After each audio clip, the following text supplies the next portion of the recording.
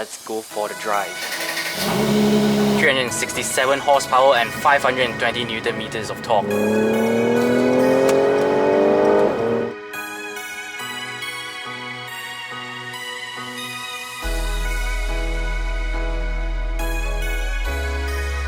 Here's the ride for the weekend, guys. It's the freaking C43. Oh.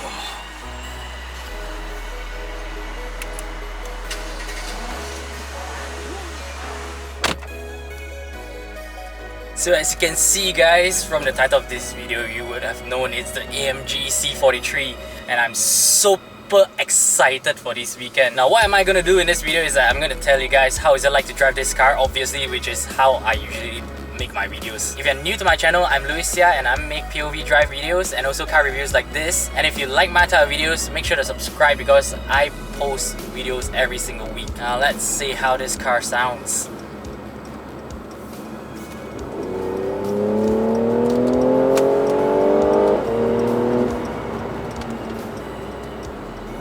Freaking awesome, man.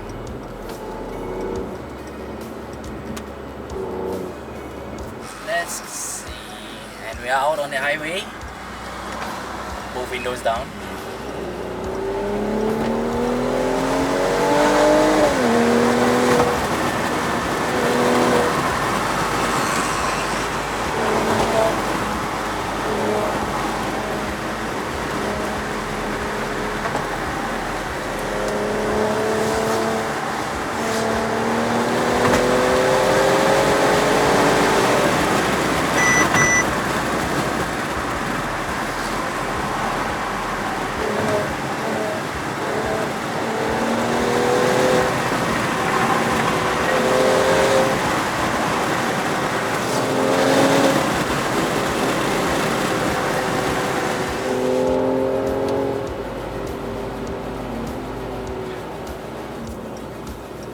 Okay, back to eco mode.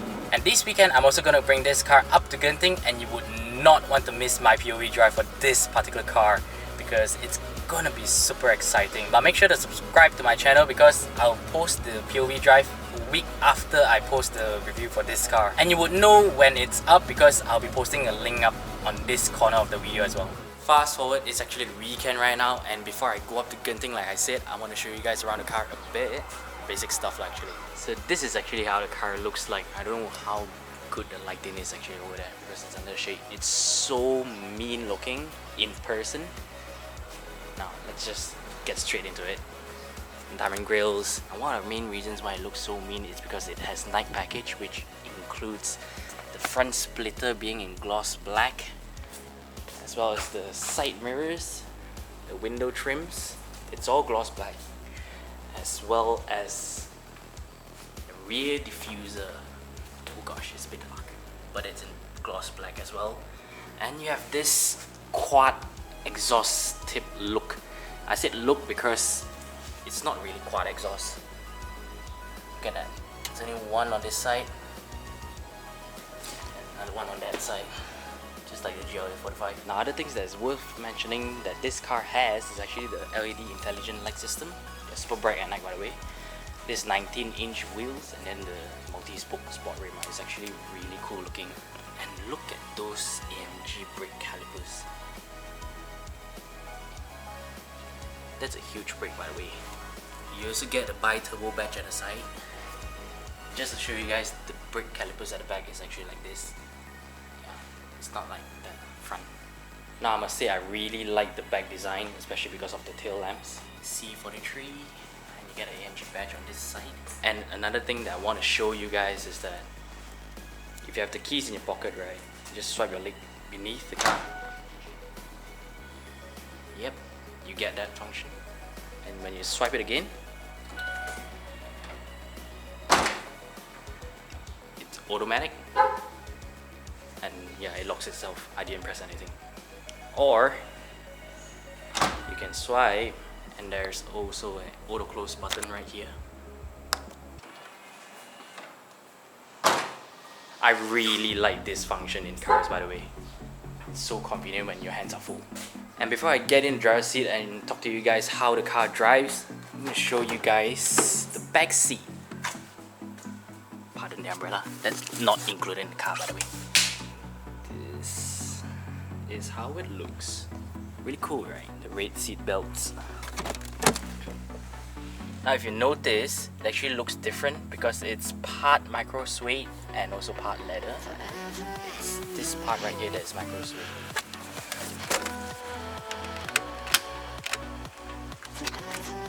There's a compartment like that. Cup holders. You get climate control for the back as well. And the leg room, that is actually in my sitting position. Do his palm test. There's loads of room behind me. I can stretch my leg a bit as well. Although if you notice, right, it actually has a huge bump in the center. Yeah. I'm gonna cross over like that. This is your view. Now let's leave that part for when I get in the driver's seat. When, just for the sake of showing you guys, this part right here is like an aluminium panel or something. And the master speakers. It's all around the car, by the way. Shades for the rear windscreen. So I got everything set up ready. Let's go for the drive. This car has comfort access for all 4 doors. You don't have to take out your key. AMG door sills. It's illuminated. Now the seats, right? This bulge may hinder entry for some people. Actually for me as well. Foot on the brake. Oh, by the way, right, if you guys didn't know, as all Mercedes-Benz do, you can take out this cover and use your key as a manual way of starting the car. Yeah, I'm not gonna use that. I use push start. Come on.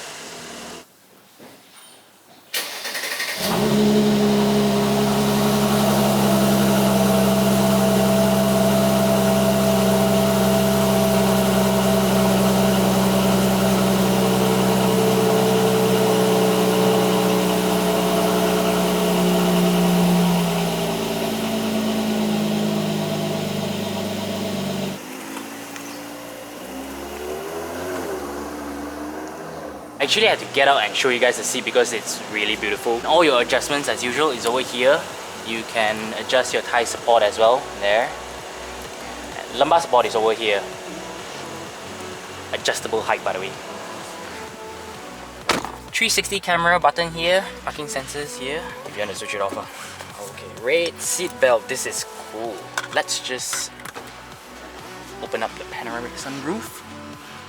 Get more light in later. First thing that you notice, the gear shifter is over this side because this is not the like people say it's not a proper AMG, but that's not the case. Honestly, I don't really care. When you drive this car, then you tell me. Now when you put your car into reverse, you actually get a bird's eye view and also your rear camera normal 180 view. If you tap on this dial, you actually get very wide view of your back. I'm going to start driving in eco mode, by the way, to conserve some fuel. Get up to Genting. So let's just start with the current fuel consumption. I've driven for 107 kilometers and it's 12.9 litre per 100 kilometer, and the average speed is 30 kilometer per hour. So you actually see a few stocks right here. The bottommost is actually for your limiter and also cruise control. The center mini stock is actually to adjust the steering column, and of course the top one is actually for your indicator and your wipers.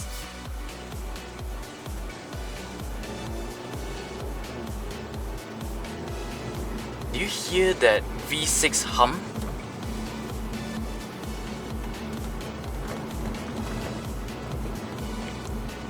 Now the first thing driving off in this car, even though I'm in eco mode right now, you can actually hear the V6 roar. Well, it's not really roaring yet.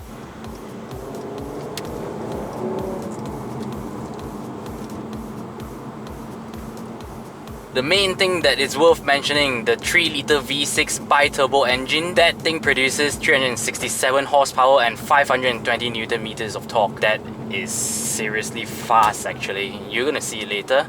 And that would sprint this car from 0 to 100 in 4.7 seconds. So that is actually mated to a 9-speed G-tronic gearbox. So you don't get the 7-speed dual clutch like in usual AMG did. Now one thing worth mentioning is that the gearbox is not as jerky and it doesn't gear hunt like in normal 9-speed G-tronics, like let's say the GLA 200, GLA 200 and also the GLC 200 that I filmed. And they specially tuned this gearbox in such a way that if you were to put the driving mode into Sport Plus, it would shift quicker as compared to other normal Mercedes-Benzes if you were to put it into Sport Plus, if you get what I mean. And just to reiterate, if you actually watch my GLA 200 or GLC 200 video, you would know that I don't like this G-tronic gearbox, this 9-speed G-tronic gearbox.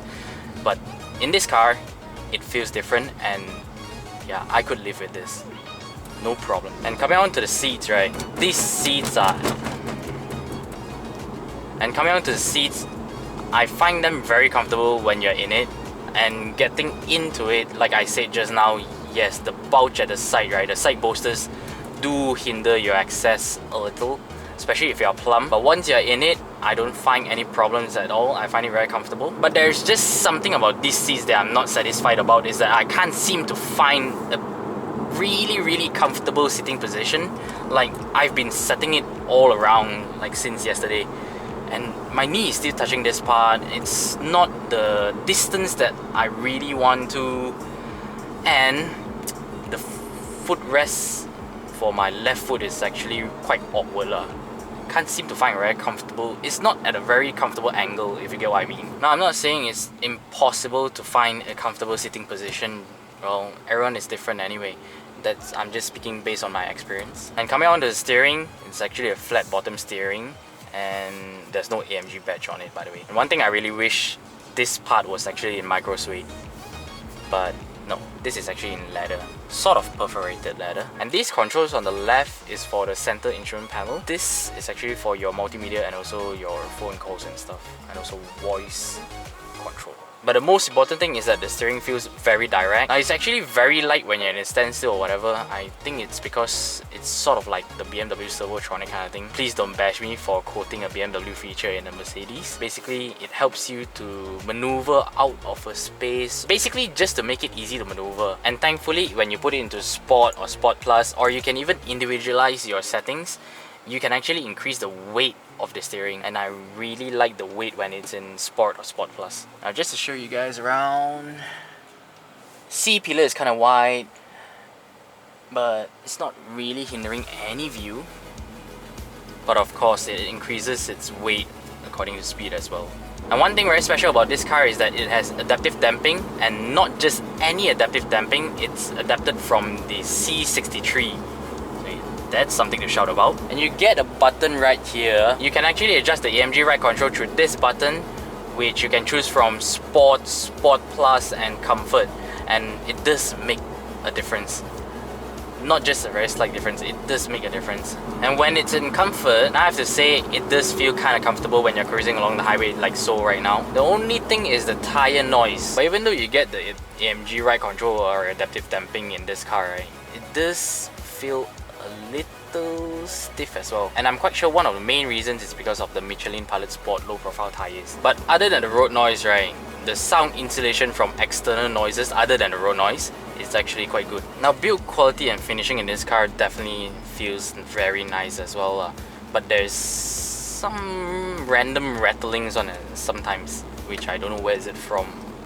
It's just sometimes, especially on bumpy roads. So after this, I'm going to drive up to Genting, by the way. So stay tuned for the POV drive, which is going to be uploaded next week. And here's an example video.